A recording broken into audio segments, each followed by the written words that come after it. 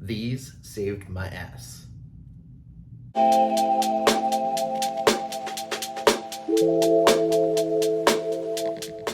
What's up, everyone? Welcome back to the channel. Sorry I've been MIA. I have a pretty good reason why.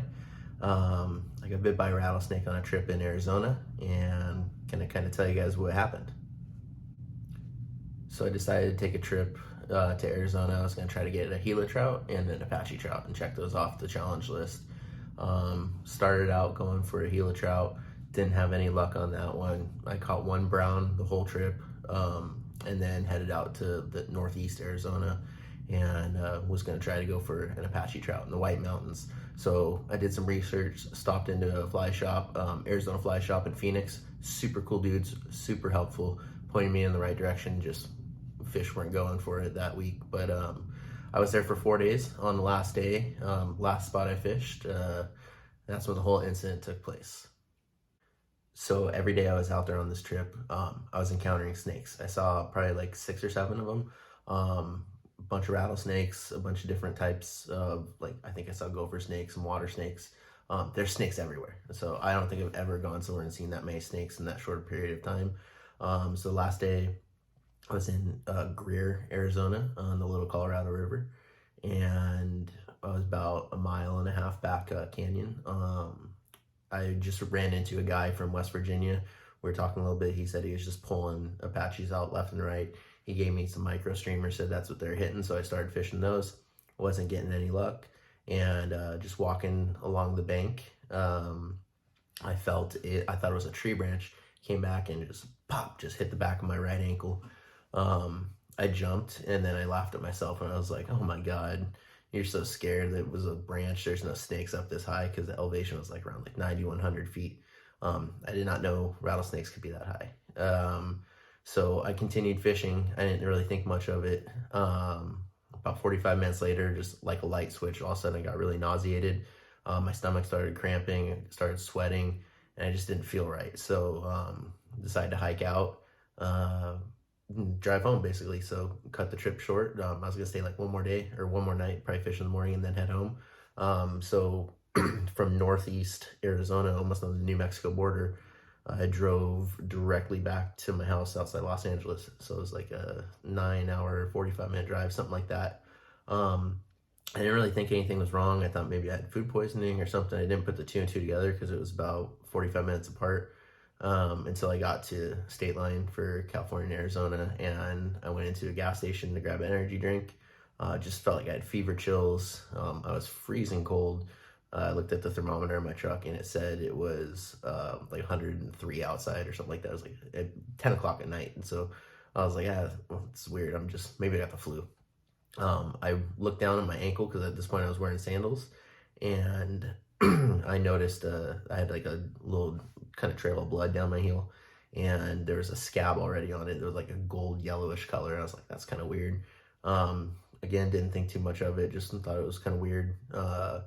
So get home, lay down in bed, just feeling like death. My dad came over to help with some stuff because we were getting some work done at the house too. So he came and stopped by and see how it all checked out. And I said, hey, does this look like a bite? And I saw like I had one puncture mark on the back of my right ankle. And it was like right on the line where my tattoo is. So it was kind of hard to see, and I couldn't really see it because it was like just an awkward spot. He's like, yeah, but there's only one. So he's like, maybe got bit by a scorpion or spider or something. I was like, man, I don't know. And I kind of started thinking, I'm like, what was it? Like, was it a snake? Like, could it have been? And so I just wasn't feeling right. So very nauseous, I was throwing up a bunch, fever chills, like weak. My whole body was shaking. And this is like probably like 15 hours after the whole incident, like, and happened. So I just, again, I wasn't feeling right, and I'm stubborn as hell. So I don't go to the hospital unless I'm dying. So I contacted the fire department in Greer, Arizona. The guys were very helpful, super cool. And I asked what kind of venomous, like animals, insects, whatever they have out there, it's like common. And right off the bat, the guy goes, oh, we got rattlesnakes. And I was kind of shaking my head. I was like, the elevation's high. And then looked it up after he told me that. And I guess timber rattlesnakes are what they have up there. And they can go up to elevation of 10,000 feet. So I did not know that. So at that point, I contacted poison control. I gave them all my symptoms, everything, and I told them, hey, this is what I'm feeling, everything. They were able to rule out a spider bite and a scorpion bite, and they're like, it sounds like you got bit by a snake. Um, I'm like, okay, so it's like kind of starting to come together. I'm like, there's no way. I couldn't believe it. I was like, there's no way I got bit by a snake, man. Like, no way. So at that point, they said they're gonna call the hospital. Wanted me to go down to the hospital. So I drove to the emergency room. They were waiting for me because poison control called, and they took me right back, which was awesome. Like maybe like 2-3 minutes in the lobby, and then they brought me back. They did all the blood work, everything on me, all that stuff, but said it was a grazing bite. And luckily, my Sims boots and my Patagonia wet wading socks, I had them folded over, and so the snake, when it bit me, it kind of the things went into the top of my boot, and that only one went through my wading sock. I didn't hear it rattle. I'm assuming I probably stepped on it and scared it. I wish I had my GoPro on for when it happened, because it would be pretty funny, because I was laughing at myself. Like, I was literally laughing at how scared I was of a plant. But they drew my blood. I did not need anti-venom, so thank God. But just was not feeling good. So they discharged me, diagnosed me with getting hit by a snake, and that's kind of it. Just let it ride its course, and I was sick for maybe 3 or 4 days before I finally started feeling a little bit back to normal. So I was off work for a little bit, and yeah, it's a crazy, crazy story. So never thought that would happen. I've seen snakes like my whole life, like growing up in Southern California, they're everywhere. I've always hated them, and I guess just the more encounters you have with them, like the higher the chances are. Again, if I wasn't wearing those socks and the boots and I was back there, like, it could have been very bad, because I didn't have service. I was like a mile and a half back. Wasn't really familiar with the area. It just kind of, popped into a fly shop and Google Maps and just chasing blue lines on my phone, looking for some fish, that areas I've never been to before in my life. But yeah, I consider myself very lucky in this situation. So here's a couple pictures and videos of some of the snakes I saw on the trip. Oh, you see that one?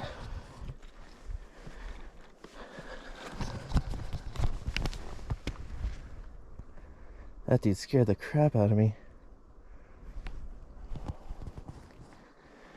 So let's find another way. All right, so this is what I didn't want to encounter today. And he's chilling under this log, so they're starting to come out. But there's I don't know if you can see, there's a pretty decent sized rattlesnake right up here. Here's a diamondback. So I did not want to encounter today. So right there. He didn't rattle or nothing. I think I'm gonna take the water.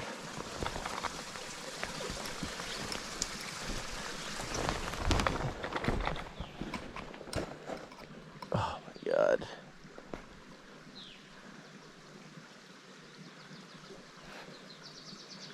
There's so many freaking snakes back here.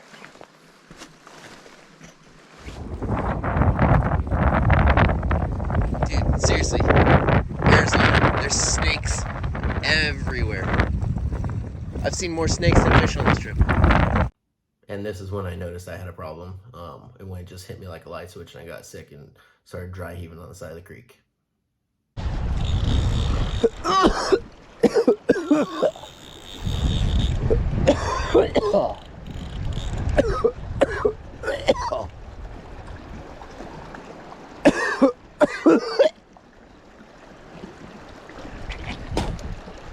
That was weird.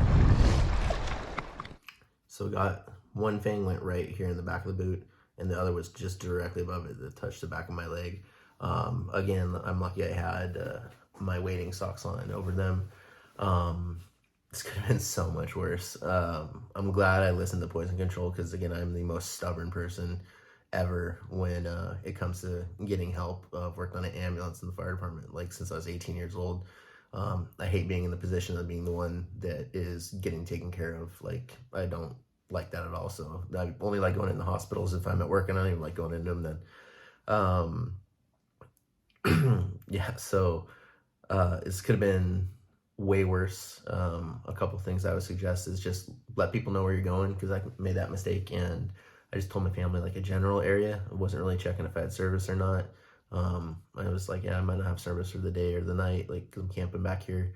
Um, didn't even know where I was going because I was just chasing blue lines on Google Maps and kind of looking to see where fish were and stuff, and using little pocket guide things I bought at a gas station. And I didn't really have good communication with my support system or family if anything were to go really wrong.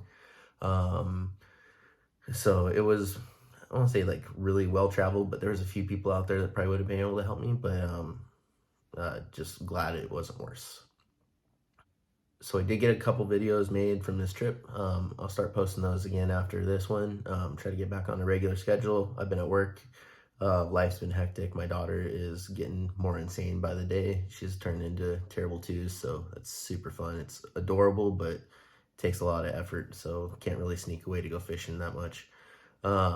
So I got maybe like 4 or 5 videos that I can put up from the trip. I just haven't got around to it. Just been kind of stressed and kind of taking a break from all this after that this incident happened. And yeah, so maybe we'll get back to it on a more regular basis. Um, Thank you guys for watching, and get outside.